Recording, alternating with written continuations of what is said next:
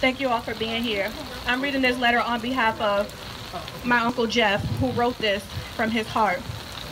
Officer Michael Nyantaki, when did you plan on serving and protecting my nephew, Marcus David Peters? Is it when you quickly realized that he was having a mental health emergency? Or was it when he was running away from you, unarmed, naked, alone, scared, and confused, running towards oncoming traffic? When did you plan on serving and protecting Marcus David Peters? Was it in the moment when you hastily made the decision to arm yourself with the tool you intended to use? Was it when you failed to properly use a taser that you were equipped with that apparently didn't deploy and connect? When did you plan on serving and protecting Marcus David Peters? Was it when you fatally shot him in his abdomen, not once, but twice? Or was it when he laid on the cold, hard ground, bleeding out and clinging to life? Perhaps it was when you uttered the words, "Don't bring your tasers, but firearm, just in case we need more deadly force." Was it in that moment that you planned on serving and protecting Marcus David Peters, an unarmed, naked Henrico citizen in dire need of mental health crisis intervention, when there were 7 officers at the scene? Was it your intention to serve and protect Marcus David Peters when you stood back and watched as your fellow officers tried to direct my son, my nephew, our brother, our cousin, our community member to turn over when he was not oriented to time nor place? Or was it when they dragged him away from the brush like a dead carcass to further dehumanize and victimize him? I think I finally figured it out. Your primary concern was geared towards serving and protecting yourself, Officer Michael Nyantaki, and not my nephew, Marcus David Peters.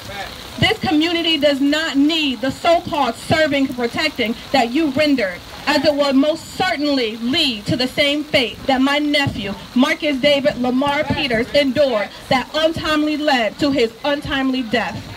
Marcus's death will not be in vain.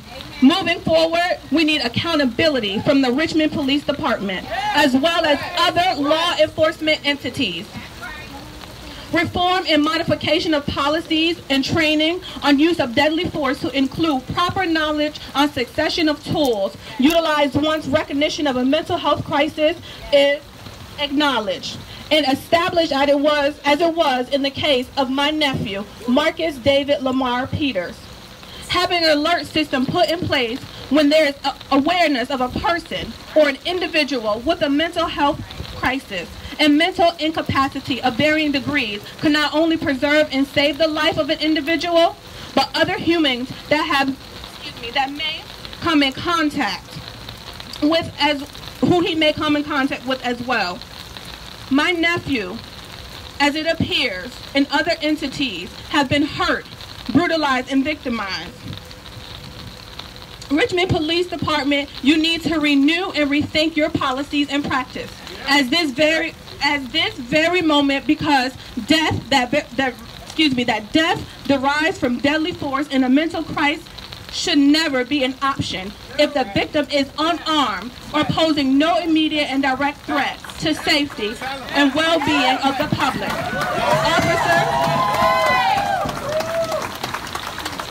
Thank you. Officer Michael Nyantaki, because of you, Marcus David Peters, my nephew, his blood is on your hands. He is not he is not here. He needed help, not death.